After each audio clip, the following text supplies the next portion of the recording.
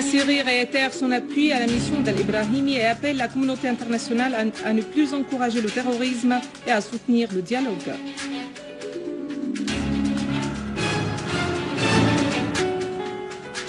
17 terroristes voulant s'infiltrer en Syrie tués et l'armée arabe syrienne écrase des terroristes d'Al-Qaïda. De nouvelles preuves accablantes sur l'implication de mercenaires d'Al-Qaïda envoyés par Al-Hariri et Saqr en Syrie.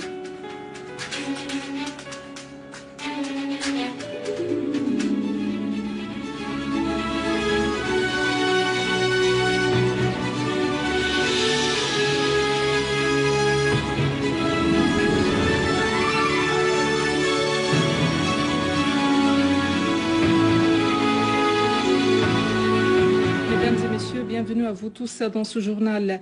L'Assemblée générale des Nations unies a appelé à nouveau Israël à se retirer du Golan syrien occupé jusqu'à la ligne de 4 juin 1967, conformément aux résolutions du Conseil de sécurité de l'ONU y relatives. Cet appel s'inscrit dans le cadre d'une résolution prise par l'Assemblée générale de l'ONU sous le titre « Le Golan syrien », prévoyant l'interdiction de l'occupation des terres des autres pays par la force, et ce, selon la loi internationale et la Convention de Genève.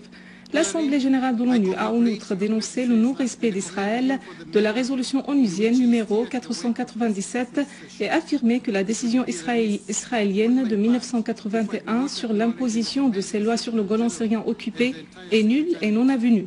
Le représentant permanent de la Syrie aux Nations unies, Bachar al-Jafari, a pour sa part affirmé que la Syrie est déterminée à libérer le Golan de l'occupation israélienne par tous les moyens disponibles et selon la loi internationale.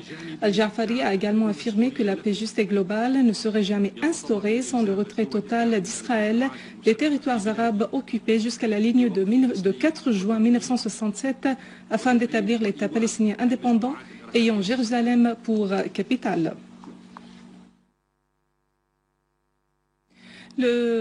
Sur un autre plan, le délégué permanent de la Syrie auprès des Nations Unies, Bachar al-Jafari, a affirmé que le règlement de la crise en Syrie était politique par excellence et devrait être basé sur le dialogue entre les Syriens sous un leadership purement syrien. Jafari a fait savoir que le succès de tout effort international visant à régler la crise implique que les pays soutenant le terrorisme en Syrie cessent leur armement et leur financement des terroristes. Dans un discours prononcé hier devant l'Assemblée générale des Nations unies, Al-Jafari a réitéré l'appui de la Syrie à la mission de l'émissaire onusien en Syrie, Al-Akhdar al-Ibrahimi, ajoutant que la Syrie était d'accord avec Al-Ibrahimi sur la nécessité de parvenir à un règlement politique global en Syrie avec la participation de toutes les parties.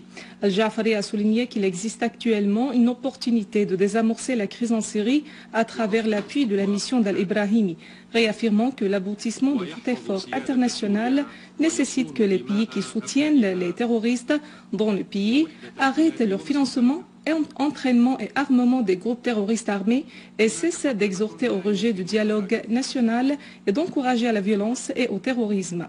Al-Jafari a exprimé son étonnement que certains pays membres du Conseil de sécurité de l'ONU aient entravé à 6 reprises l'adoption de communiqués de presse condamnant des attentats terroristes en Syrie qui ont fait un grand nombre de victimes civiles.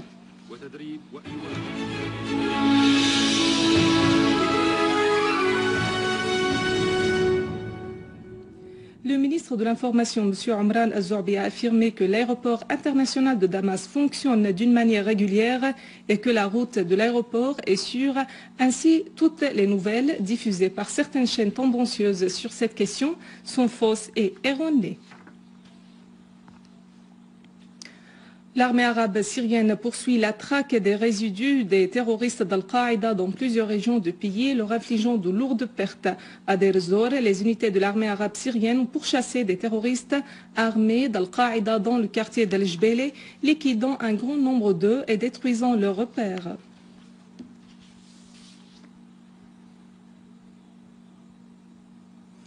Dans la région de Bassatin, Al-Liwan, située près de Dareya à Damas-Campagne, une unité de l'armée arabe syrienne a saisi un grand nombre d'engins explosifs cachés dans une villa et a pris d'assaut un repère de terroristes où se trouvaient plusieurs charges explosives pesant entre 10 et 40 kg.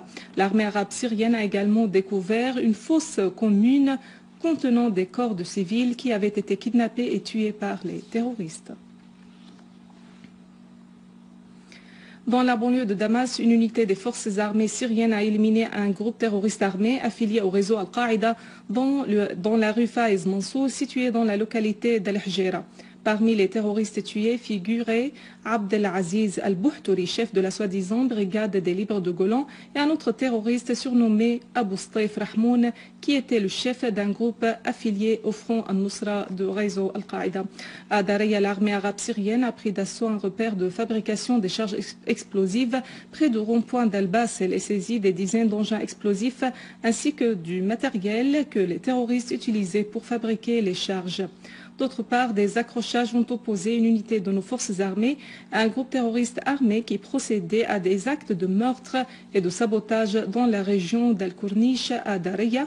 Plusieurs terroristes ont été tués dans ces accrochages. Pendant ce temps, l'armée arabe syrienne poursuivait la traque des terroristes à Daraya, Zamalka et Harasta, faisant plusieurs tués et blessés dans leur rang. Une autre unité de l'armée arabe syrienne a d'ailleurs détruit une usine de fabrication d'engins explosifs dans la localité d'Al-Mleha et éliminé les terroristes qui s'y trouvaient.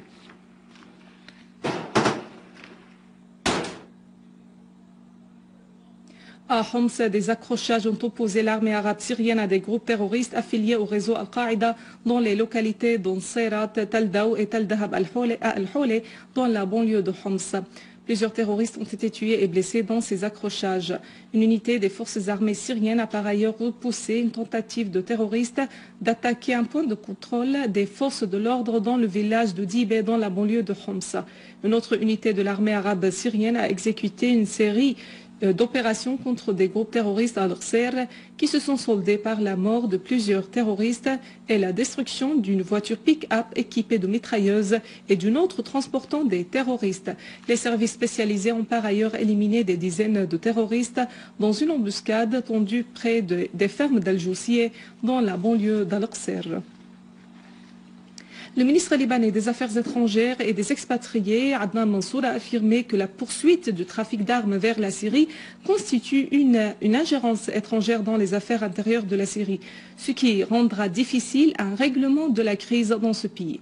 Mansour a précisé dans un entretien à la chaîne satellitaire Al-Mayadine que le règlement de la crise syrienne doit être politique à travers le dialogue entre toutes les parties, soulignant que la réussite de la mission de l'émissaire onusien Al-Akhdar Al-Ibrahimi dépend du soutien apporté par les différentes parties étrangères à ces efforts, car la crise syrienne n'est pas seulement une crise intérieure. Pendant ce temps, une source de sécurité libanaise a fait état de la mort de 17 hommes armés de nationalité libanaise après s'être infiltrés en Syrie pour combattre avec les groupes terroristes armés dans la localité de Tal Kalar située près des frontières syro-libanaises. Toutes les personnes tuées sont originaires de la ville libanaise de Tripoli et ont été éliminées dans une embuscade tendue par les forces syriennes dans la ville de Homs, a ajouté la même source. De son côté, un leader islamiste à Tripoli a admis que les 17 personnes en question appartenaient au courant islamiste et étaient originaires de Tripoli, située au nord du Liban.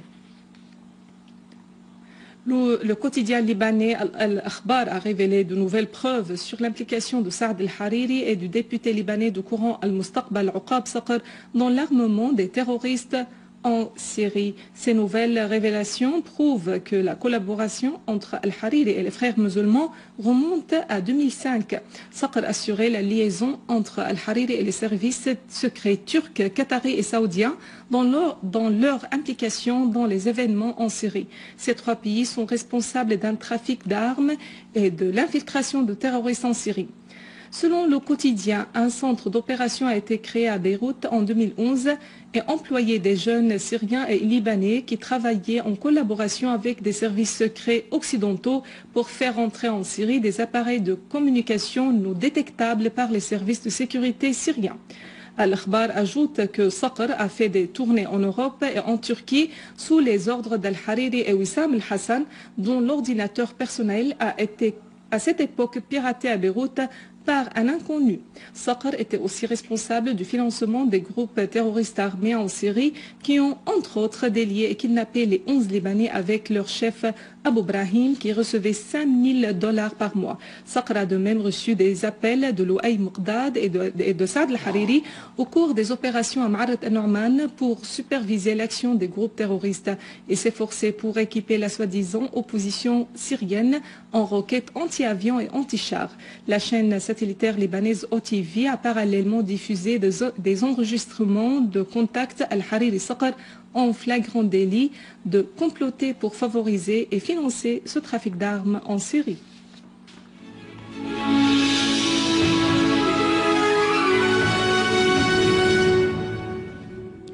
En Jordanie, un policier a succombé à ses blessures qu'il a reçues lors des manifestations ayant secoué le pays ces derniers jours et qui ont fait au moins 50 blessés parmi les agents de sécurité. Des milliers de Jordaniens sont sortis pour manifester dans le centre-ville de la capitale Amman à l'invitation du National Courant pour demander la démission du gouvernement actuel afin de constituer un nouveau gouvernement de sauvetage national et d'élaborer un code électoral équitable susceptible de faire émerger une nouvelle chambre de notables. Au Bahreïn, la police bahreïnienne a mené une grande opération d'arrestation contre des manifestants qui se sont exprimés en faveur de la coalition du 14 février et pour dénoncer le bouclage policier. Les mercenaires des khalifes ont utilisé des bombes acoustiques et de gaz lacrymogène contre les manifestants qui réclamaient leurs droits fondamentaux. De son côté, l'association d'opposition Al-Wifaq a qualifié de terrorisme d'État et de violation des droits de l'homme la répression des autorités bahreïniennes contre l'opposition bahreïnienne. L'organisation de l'Amnesty International avait de son côté demandé aux autorités bahreïniennes de relâcher immédiatement 13 activistes de l'opposition condamnés à de lourdes peines de prison pour avoir participé au mouvement revendiquant des réformes politiques dans le pays. Mesdames et messieurs, c'est la fin de notre édition. Pour la revoir, visitez notre site web syrienonline.sy. Merci à vous, merci à toute l'équipe. Au revoir.